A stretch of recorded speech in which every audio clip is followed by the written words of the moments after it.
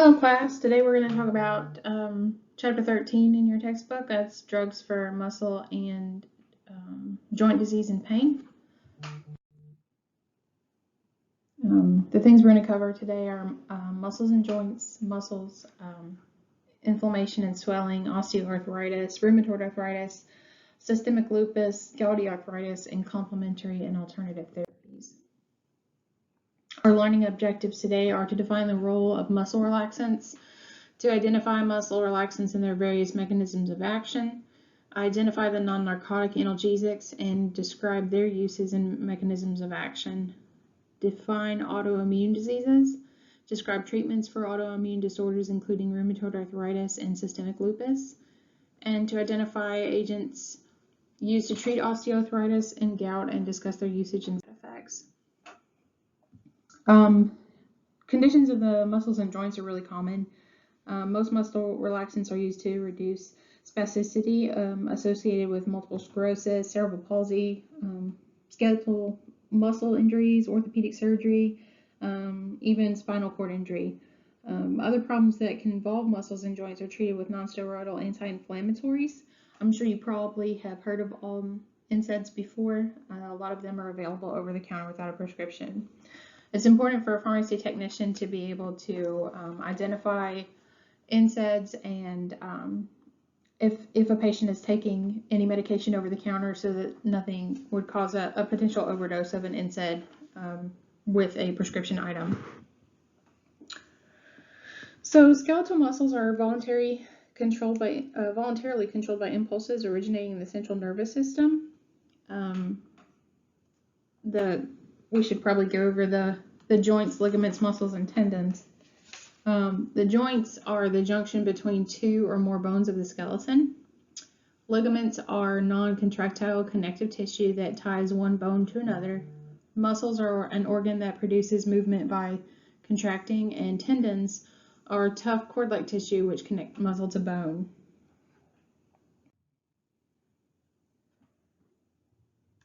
There's different types of muscle. There's skeletal, smooth, and cardiac.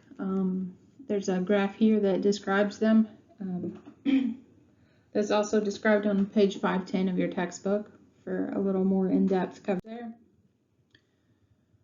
So the process of skeletal muscle contraction is the nerve impulse starts at the central nervous system. The impulse then goes to the spinal cord. The impulse then goes to neuromuscular junction, and acetylcholine is released. Acetylcholine is a neurotransmitter that is released to bind with nicotinic receptors on all the muscle cell membranes, and it's abbreviated ACH. So acetylcholine is then deactivated. Acetylcholine then binds with nicotinic receptors on the muscle. Calcium is released. Muscle fiber contracts and acetylcholine is deactivated, and then the muscle will relax. So how do muscle relaxants work? A muscle relaxant is an agent that's specifically used to reduce muscle tension. They block normal muscle function. So they block the release of that acetylcholine which is that neurotransmitter. And it prevents destruction of acetylcholine and nicotinic receptors, and then prevents acetylcholine from reaching nicotinic receptors. They generally act centrally. They don't directly relax muscles, but they depress the central nervous system, reducing the anxiety that increases muscle tone or the signals that cause spasms. So here's some different common muscle relaxers. Baclofen, carisoprodol. They both act centrally. As I mentioned before, most muscle relaxants are going to act centrally. Some more here, some chlorzoxazone, cyclobenzaprine, and dantrolene. Dantrolene actually is the only muscle relaxant that we're going to talk about today that acts locally instead of centrally. Diazepam and metaspalaxin. Diazepam is also a controlled drug, and it's used to treat anxiety a lot as well. It's in a benzodiazepine, but those relaxive properties also work centrally on your muscles. Methocarbamol, Norflex, they also all act centrally. So list the muscle relaxants and whether they act centrally or locally. So as I mentioned before, baclofen, carisoprodol, chlorzoxazone, cyclobenzaprine, diazepam, metaxalone, methocarbamol, and orphanedrine all act centrally, and dantrolene is the only one that actually acts locally. So there's different types of pain. This is discussed more in depth on page 517 in your textbook. The two types of pain are somatic pain, which is a dull, throbbing pain from skin, bone, and muscle. And then there's visceral pain, which is sharp and stabbing pain from your organs. And although non-narcotic analgesics offer benefits, they also come with a lot of adverse gastrointestinal effects, and their use is often limited because they promote mucosal production in the stomach, and that can increase the risk of exposing the stomach to ulceration.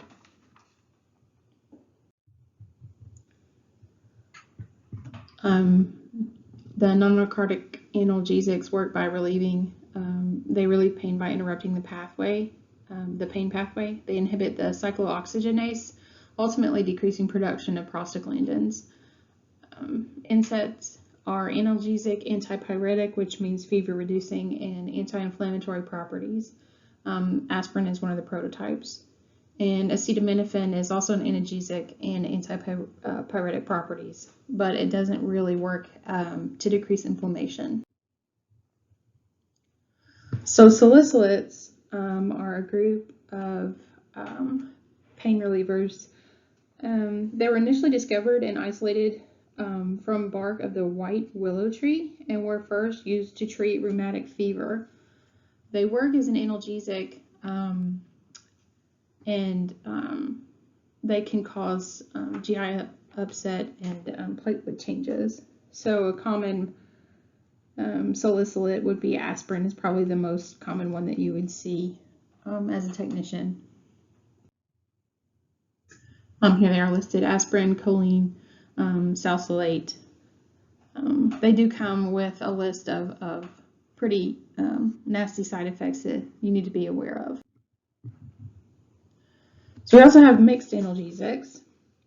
A mixed analgesic is a drug containing both a narcotic and an NSAID or acetaminophen. Chronic use of mixed analgesics can lead to kidney failure because these drugs have addictive toxic effects on the kidneys.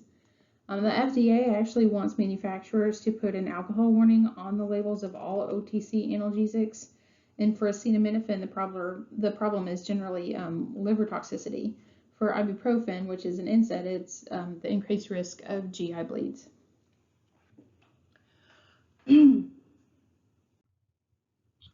So true or false? Acetaminophen is classified as a non-narcotic analgesic. That is true. Hydrocodone and acetaminophen is classified as a non-narcotic analgesic. That is false because it is actually classified as a mixed analgesic. And salicylate is classified as a non-narcotic analgesic. That is also true. So, osteoarthritis on 521 of chapter 13 in your book is where it begins to talk about osteoarthritis. The word arthritis is actually derived from a Greek word for joint. Arthron is the Greek word, and it literally means joint inflammation. Arthritis can take a whole lot of different forms, but the most common complaint is persistent pain in your joints. It's a degenerative joint disease, which cartilage in the joints becomes thinner and less elastic. The joints that are most commonly affected in osteoarthritis are your knees and your fingers, ones that are under stress or carrying large loads. The signs of it are morning stiffness, progressive pain, limitation of motion, and deformed joints. The goals of therapy for osteoarthritis would be to reduce the symptoms and prevent progression and therefore disability.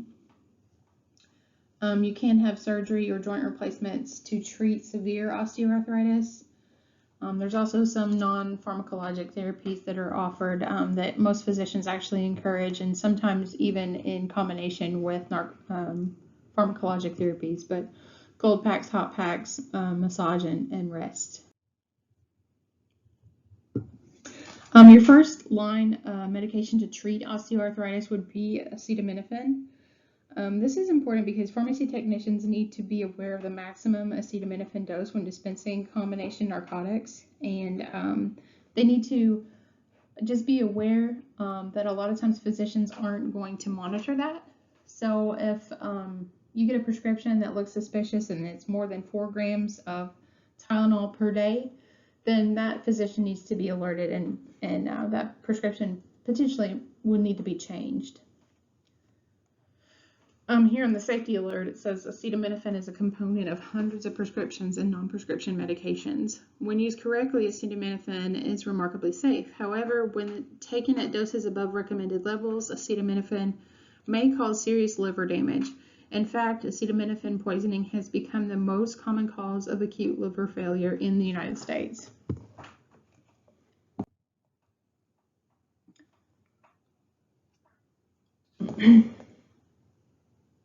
So, non-steroidal anti-inflammatory drugs.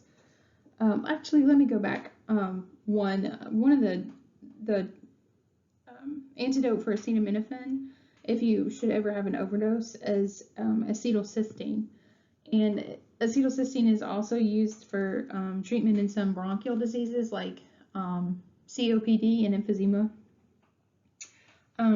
But the way it works is it acts as an alternative substrate and conjugates with the acetaminophen, detoxifying the active metabolite. But if you've ever been around acetylcholine, it smells very strongly of rotten eggs. And my grandparents both had COPD, and before they passed away, they had to use that acetylcholine in a nebulizer, and that would smell up the whole room. So just be aware of that one. You don't ever want to drop a vial of that. Okay, so now on to NSAIDs. NSAIDs are often used as a first-line therapy in patients with inflammatory osteoarthritis. They inhibit prostaglandin synthesis in tissues. There's a lot of different NSAIDs that are available, both prescription and over-the-counter. Some of them include diclofenac, etodolac, ibuprofen, famotidine, indomethacin, ketorolac, meloxicam, Relafin, naproxen, piroxicam, Sulindac. There's a lot of them. It's important to be aware what your patients are currently taking that is over the counter, just to make sure that they're not taking anything that would overload them on a non-steroidal anti-inflammatory dose. Celebrex is used to treat osteoarthritis. It is technically classified as a COX-2 inhibitor, but in a larger category, it is also an NSAID.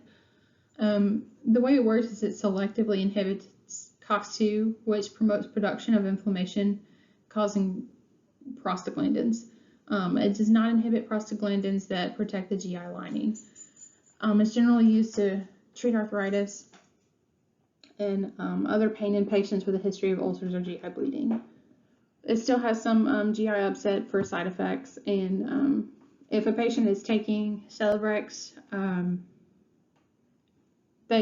heart complications should be monitored.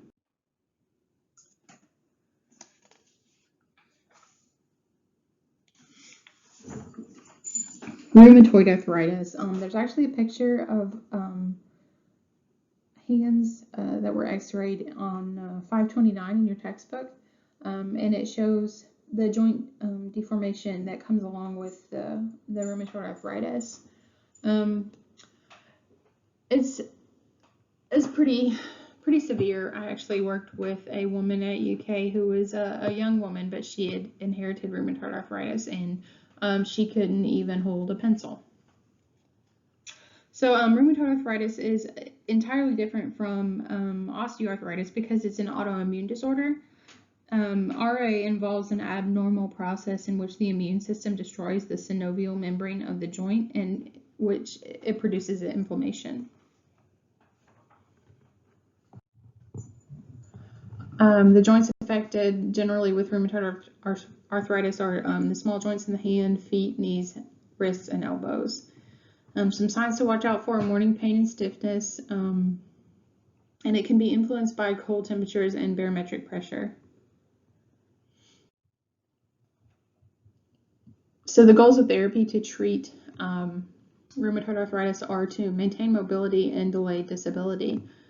The roles of the medications are really changing lately. There's a lot of new ones on the market for RA, but they improve the symptoms, increase function, and slow disease progression.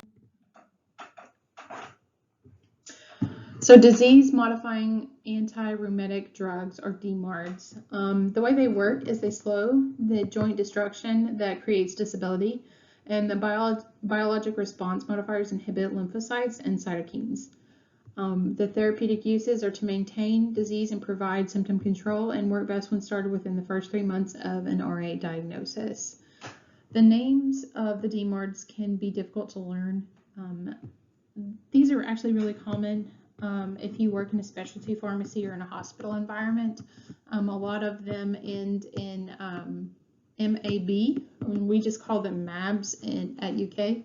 MAB stands for monoclonal antibody, which is a laboratory-produced molecule designed to mimic the antibodies in humans. I'm sure you've probably seen the numerous commercials for different MABs on TV right now as well. Here are some common disease-modifying anti-rheumatic drugs. Adalimumab. There's a lot of them that are out there. Azathioprine, cyclophosphamide. These go, there's more in depth about these medications on page 531 through 537 of your textbook. The way they work is really interesting. I would definitely encourage you to look over those and read about those. So now we're going to talk about systemic lupus. It's a chronic autoimmune disease that can affect the skin, joints, kidneys, lungs, nervous system, membranes, and other organs. Lupus is characterized by periods of acute relapses and of remission, and common symptoms include fatigue, fever, and weight gain. There's also organ-specific symptoms, which include arthritis, skin lesions, Raynaud's phenomenon. If you're not familiar with Raynaud's, I would definitely look that up.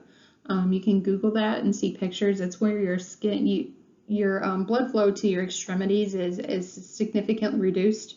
And pictures would show like white fingers and toes. It can also be very painful, and the cold temperatures really worsen the effects of Raynaud's phenomenon. Kidney dysfunction, GI problems, pulmonary dysfunction, cardiovascular dysfunction, neurologic complications, ophthalmic issues, and hematologic dysfunction. Chloroquine is technically an anti-malarial medication, and you've probably heard its derivatives like hydroxychloroquine in the news a lot. It's one of the drugs that has been hypothesized to treat COVID. But chloroquine is it's a class of medications traditionally used to treat malaria. However, anti-malarials can also improve lupus by decreasing autoantibody production, protecting the skin, and improving skin lesions.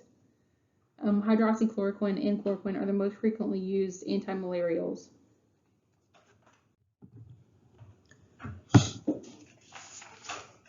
Gouty arthritis. If any of you have ever heard your grandfather or grandmother complain about their gout, that's what this is. It's caused from a depositing of sodium urate around your joints, and it usually starts in your big toe. It causes a lot of severe pain and inflammation, swelling, redness, and It happens because you overproduce uric acid, and then you also underexcrete that. Different agents are used to treat it, but some that should be avoided are cytotoxic agents, diuretics, ethanol, nicotinic acid, and salicylates. In the past, gout was referred to as the disease of kings. This moniker came from the disease's association with rich foods and alcohol consumption, goods accessible only to the wealthy.